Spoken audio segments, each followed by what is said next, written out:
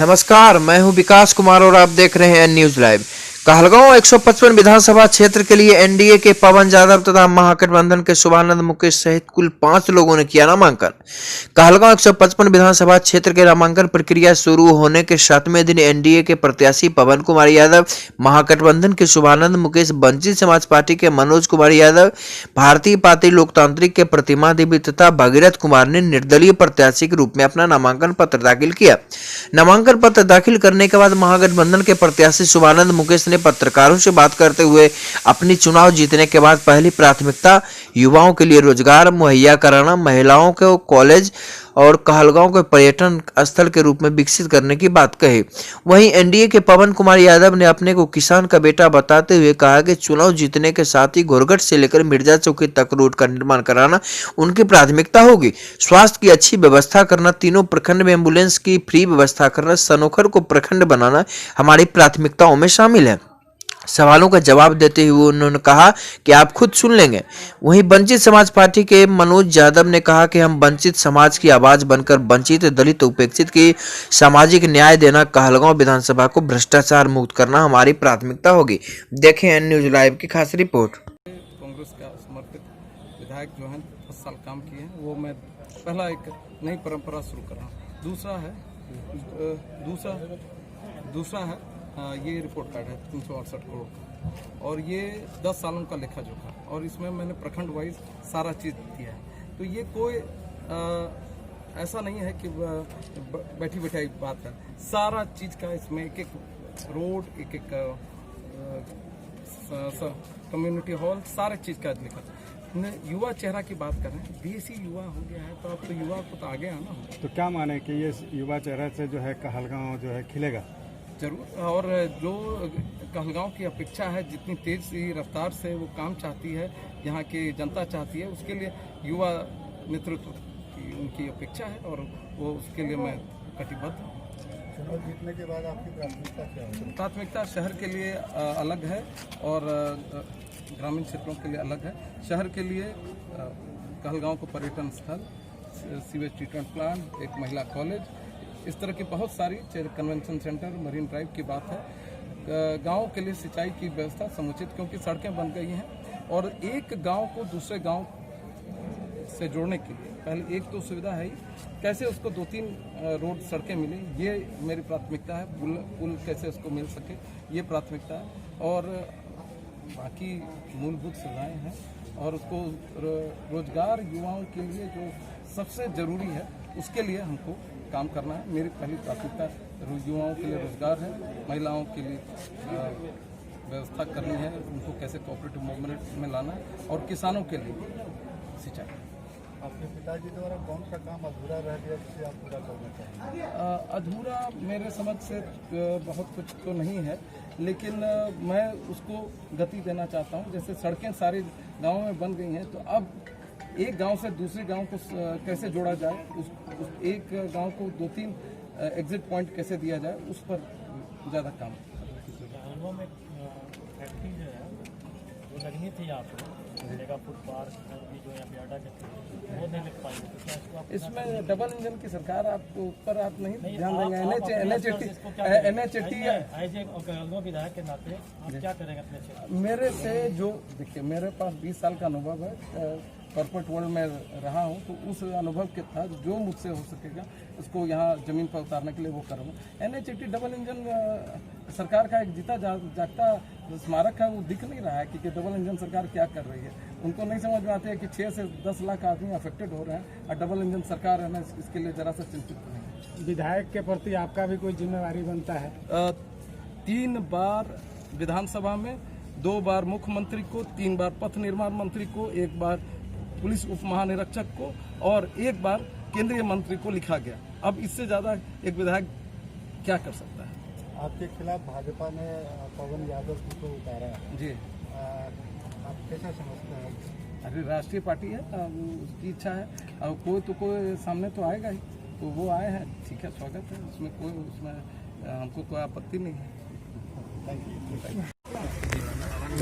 भैया आगे आपको जो है पहली बार यहाँ से भाजपा का टिकट मिला, पहले भी 2 बार निर्दलीय चुनाव लड़ चुके हैं, तो क्या मतलब यहाँ पर जो है दूसरी ओर जो है बहुत पुराने दिग्गज नेता के जो है चुनाव लड़ रहे हैं, तो आप अपने को कहाँ पाते हैं और किस तरह से? देखो हम तो किसानों और बेटा छिकियो आरो चुनाव हम लड़ी नहीं रहो छे।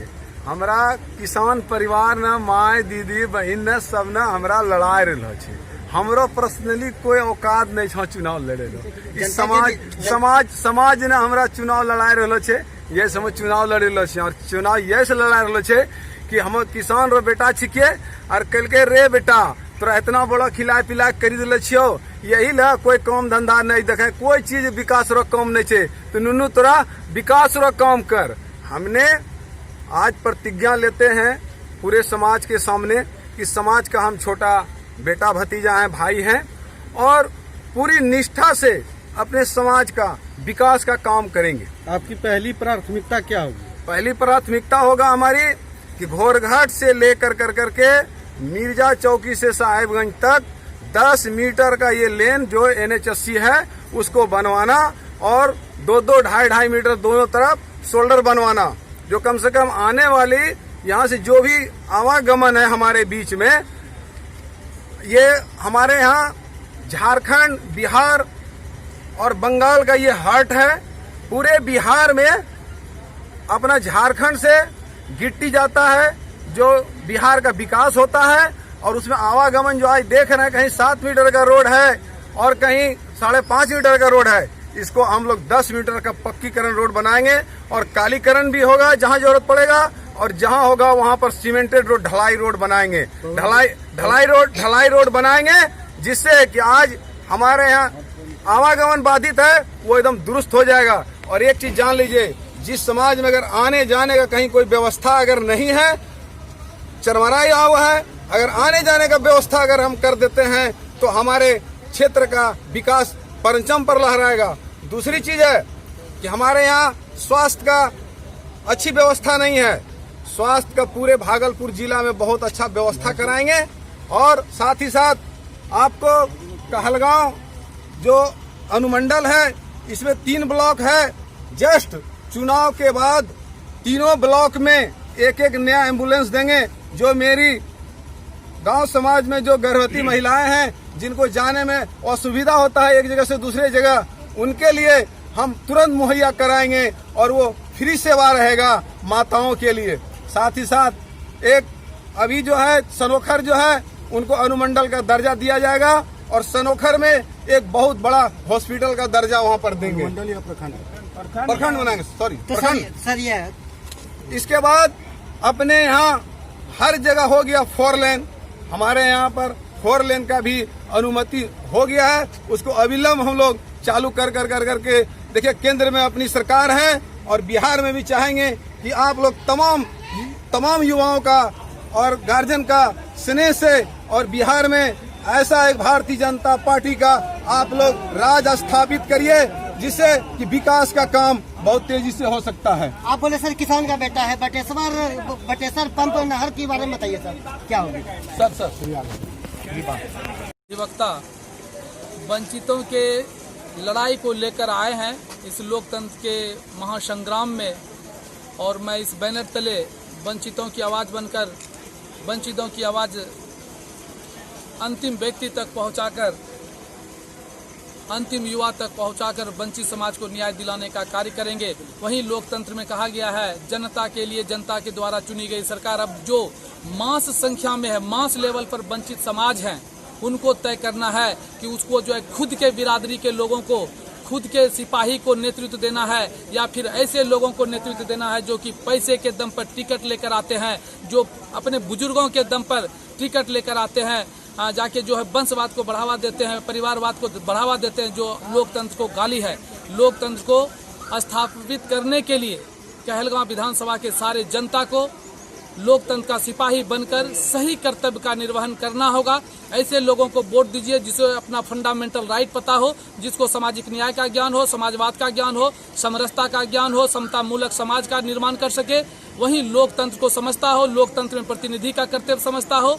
वहीं जाके अगर मान लिए वह सरकार में नहीं आता है, विपक्ष में आता है, तो कहता है कि हम की सरकार में छिया, हम तो विपक्ष में छियो, हमरा की सरकार बनेलो, हमरा वोटे नहीं दिलो हमरो पार्टी का, तो हम सरकार में नहीं छियो। मुख्य मुद्दा क्या होगा आपका? मेरा मुख्य मुद्दा है वंचितों की आवाज बनकर वंचितों को, दलितों को, शोषितों को, उपेक्षितों को सामाजिक न्याय देना, उसे स्थापित कर कर उसके सम्मान की रक्षा करना, उसको उसका अधिकार सरकार द्वारा दी गई योजनाओं को जो है वंचितों तक पहुंचाकर उसे जाके जो उसका विकास करना, उसकी सुरक्षा करना। उसे अंतिम व्यक्ति हमारे गांधी जी ने कहा, यह जो देश है गांधी के सपनों का देश है, विवेकानंद का देश है, बाबा अंबेडकर साहब का देश है। मैं उन्हीं के निमित्त कार्य कर रहा हूं। मैं अंतिम व्यक्ति को शिक्षा, चिकित्सा, सुरक्षा, पर्यावरण देना पर कार्य करना चाहता हूं, देना चाहता हूं। वहीं कहलगांव विधानसभा को भय, भूख, भ्रष्टाचार मुक्त करना चाहता हूं।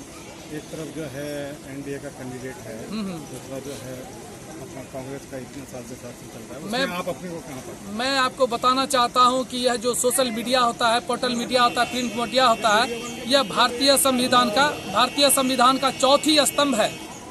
और अगर यह मीडिया नहीं रहे तो भ्रष्टाचार का जो कहाँ सातवें आसमान में होगा इसका कोई, यह एक मीडिया ही ऐसा स्रोत है जो कि भ्रष्टाचार, अराजकता को सार्वजनिक कर उसे समन करने का, कुचलने का काम करता है। नेता कुछ नहीं करता है। वही मैं आपको बताना चाहता हूं कि जहां एक और परिवारवाद बढ़ रहा है, एक बार जाके पूंजीपति लोग टिकट लेकर पैसे के दम पर चुनाव में आ गए हैं। जनता